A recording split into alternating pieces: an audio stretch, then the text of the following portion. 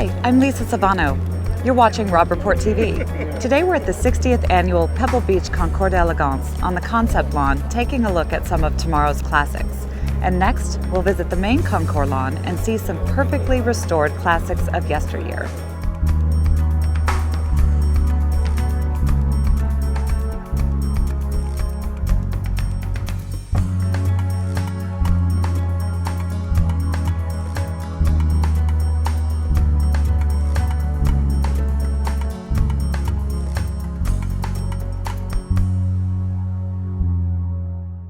Standing amongst the Duesenbergs, let's listen as Robert Ross, automotive editor, speaks with Randy Ema, restoration expert of this classic design of the 20s and 30s. It's a doozy. Well, certainly the day everyone's been waiting for, Sunday of the Concours d'Elegance at Pebble Beach, and I'm standing here with Randy Ema. Randy, it's great to see you, and you are custodian of the history of this marque. Clearly, a lot of people appreciate and love these cars. It's important to have that database, the history, the original drawings, literally the nuts and bolts that authenticate the cars, in addition to the provenance, which is so important in tracing them to their origin. Well, I've been fortunate enough to be able to acquire almost everything that is left of the factory and the family materials. So with that, we can pretty well document every nut and bolt, every piece of the history, every direction, every ownership, the provenance back to the factory in many cases. So it makes a wonderful piece of history. One thing nice about Duesenbergs is, number one, they were truly such a significant automobile when they were new. Nothing else was comparable as far as power and speed and roadability. But the fascinating part of it is, I'm a social historian, is the provenance that goes with each car. So the people in the cars. Right, it's not just right, about machines. right. It's about ownership history and the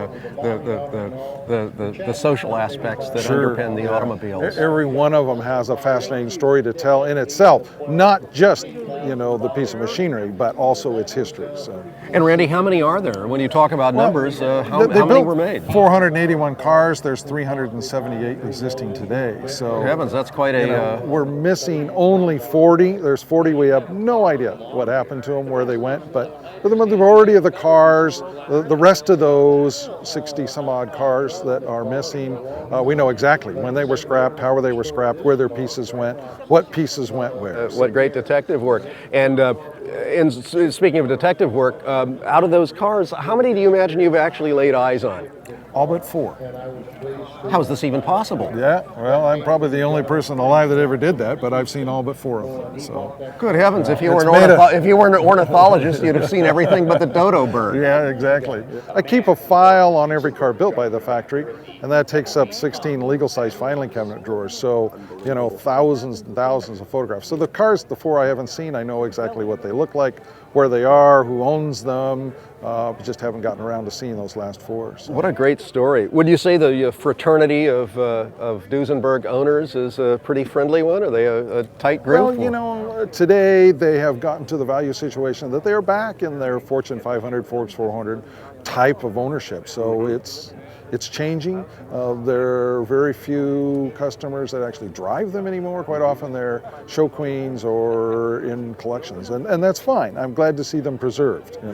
That's my main goal, is to see them preserved, see history survive. History survive as a representation of what it was when it was new, and it survives to today. Well, obviously you're doing a remarkable job keeping the marque not only alive, but keeping it absolutely meticulously documented, and that's so important in the world of collector cars. And Duesenberg is very fortunate to have you as its main custodian. Thank you. It's been a hobby of mine for 40 years.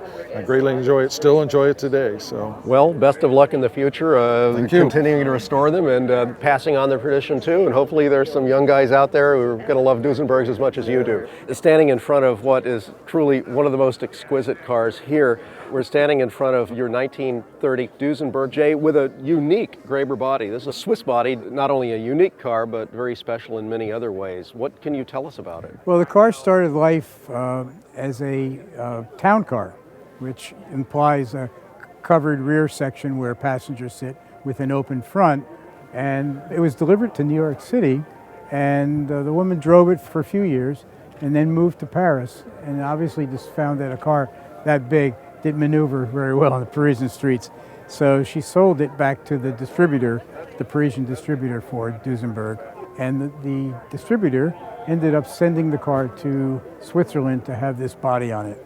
And his charge to the coach builder was to build a sports car.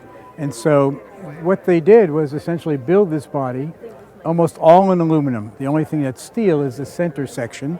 And the body in characteristic French form was lowered over the chassis.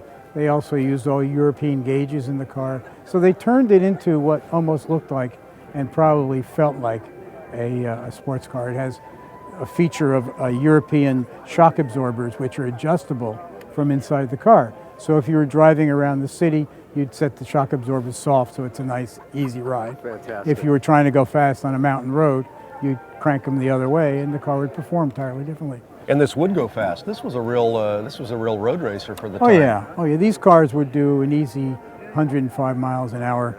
Well, unlike a lot of collectors, you actually believe in driving your car. So not only do you have all these best of shows to your credit, but you've got cars that have been able to be enjoyed on the road. What is this car like to drive? Well, it's an old car. Uh-huh. And an old car, no matter how well restored it is, still feels like an old car. Partially because I think most modern cars are so good and so comfortable and so convenient that it accentuates the age of the older cars.